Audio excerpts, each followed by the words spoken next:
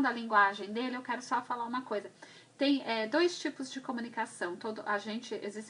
A comunicação ela é dividida em duas maneiras. A comunicação instrumental e a comunicação social. O que o Otto tem firme, pelo que você está falando, e que vem melhorando, ele tem a comunicação instrumental, que é aquela comunicação que você usa para pedir informação, para pedir alguma coisa que você quer e para expressar alguma necessidade. A comunicação social, ela é a base das interações sociais, é a base de se criar o vínculo com as pessoas.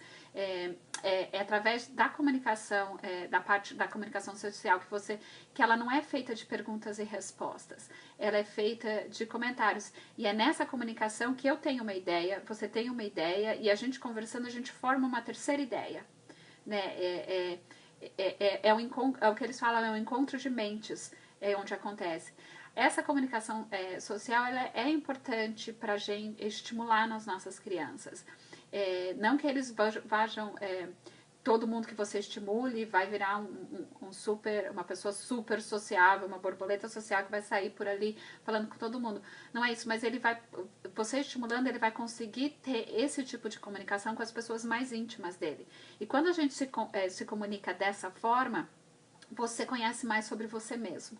Né? Então, quando eu converso com a Madá, quando a gente conversa as coisas e eu falo coisas minhas, ela fala coisas dela, eu, na verdade, estou conhecendo muito mais sobre mim do que sobre a Madá. E eu acho que esse é o nosso grande propósito da vida, a gente se conhecer, né? Cada vez mais. E essa comunicação social, ela acontece primeiro num nível não verbal.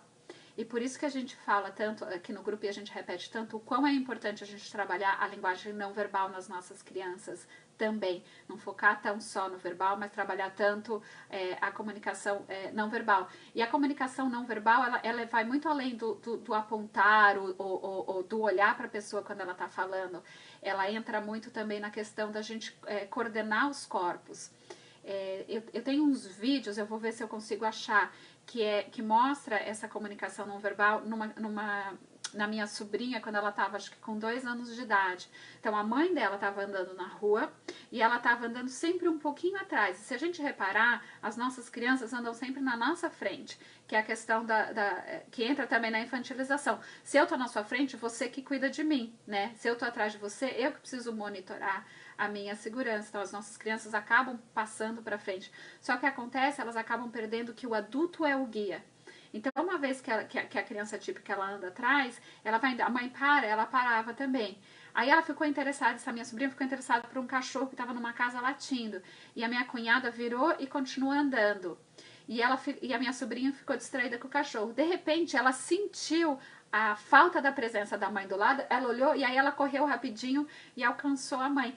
Isso é a comunicação não verbal social que dá a base para essa comunicação que a gente faz de troca de ideias. Eu primeiro preciso entender que eu tenho uma pessoa na liderança, um adulto confiável que está na minha liderança e eu vou seguir dele, eu vou coordenar o meu corpo com ele, a gente vai andar junto, depois a gente vai fazer a mesma coisa junto, depois a gente vai fazer coisas... a gente vai ter o mesmo objetivo, mas a gente vai ter papéis complementares em alguma coisa que a gente está fazendo. E aí eu crio essa minha base para conseguir me comunicar de uma outra forma que seja além dos meus objetivos instrumentais de comunicação.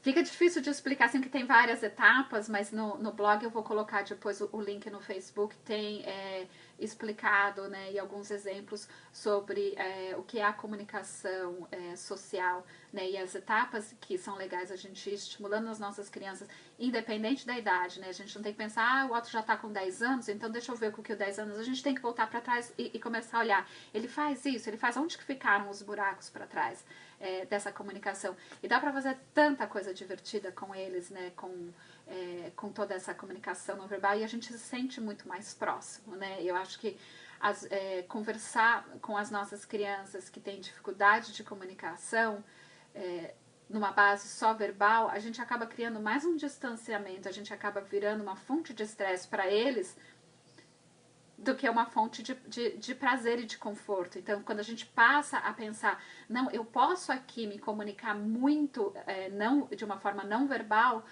com o meu filho, vocês vão estar estreitando ainda mais os laços e dando suporte, sim, para a comunicação verbal dele também. Porque um bom comunicador não verbal é um bom comunicador verbal. Né? Essa base, ela dá uma...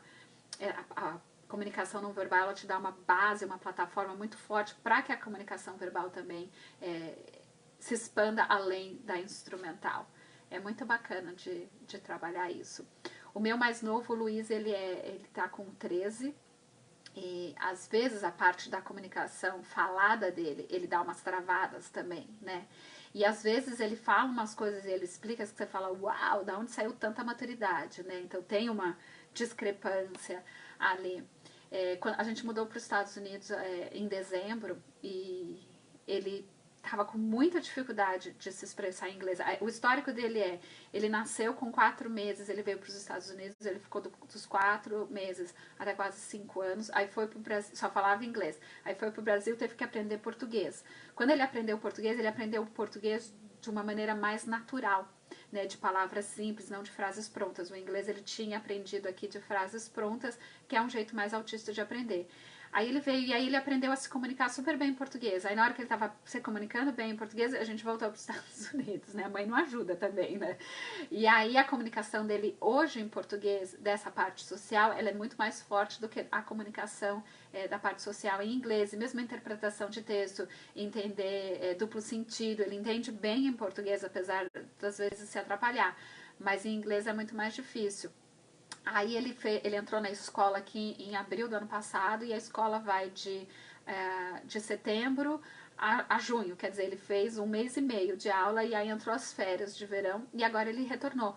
Só que nesse finalzinho que ele fez, ele foi para a classe regular, ele não queria que falasse do diagnóstico dele, a gente só avisou a diretoria e avisou que ele não queria que falasse do diagnóstico dele, então os professores nem sabem. Aí ele fez todos os testes e aí ele deu uma dificuldade maior na comunicação com o inglês. E aí aqui ele classificou para uma aula extra, né? Eles chamam de workshop literário. Ele classificou para essa aula extra para poder ajudar ele. E tem várias crianças que só falam inglês que estão nessa aula que tem maior dificuldade. E ele começou em setembro. Hoje, ele agora já faz 1 mês, tipo assim, super rápido, que foi uma professora super boa, começou a trabalhar com livre interpretação de texto, a produção de texto, e deixar liberar, e ajudando a dica, principalmente para ele. Você conta uma história, mas sempre quando você conta uma história, precisa haver uma conclusão. O que você aprendeu com essa história, o que aconteceu, e ela montou um esquema para ele. E ele começou a escrever bastante nessa aula.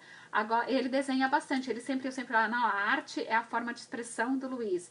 Hoje em dia, agora ele escreve raps. Ele faz, e ele escreve umas coisas que são super bacanas, assim, de sentimentos dele. Ele escreveu um todo contando como ele se sente, às vezes, inadequado na escola, como ele se sente um peixe fora d'água. E usando tudo gíria em inglês, que às vezes eu tenho que parar, o que significa isso, né? Que o meu não vai tão além assim, né? E é super bacana, porque ele começou a ter muito essa comunicação de botar pra fora o que ele tá sentindo. Teve uma vez que ele teve uma briga aqui em casa, e ele ficou super estressado, ele ficou de saco cheio, ele chegou na escola e escreveu tudo que ele tava sentindo. E aí depois ele me mostrou e eu falei, uau, né? Ele falou, mãe, é exagerado o que eu escrevia, porque na hora eu tava com muita raiva, eu não penso tudo o que eu escrevi, era só o que eu tava sentindo naquele momento. Então foi super, super bacana, né, de ver que ele tá conseguindo hoje usar a linguagem, e ainda escrita, porque para falar ele ainda tem muita dificuldade, mas ele já consegue colocar no papel, escrevendo em palavras, o que ele está sentindo, não só usando o desenho. E ele foi uma criança que a gente trabalhou muito, muito, muito, muito essa questão toda da comunicação não verbal, né, do olhar, do coordenar, do estar junto, do reparar no outro, de perceber o outro, de aprender observando o outro, né? Porque ele era todo apressadinho, né? Ele já queria... você nem terminava de dar instrução, ele já estava saindo fazendo o que ele achava que você ia pedir, né? Então, esse desacelerar também foi um trabalho grande com ele.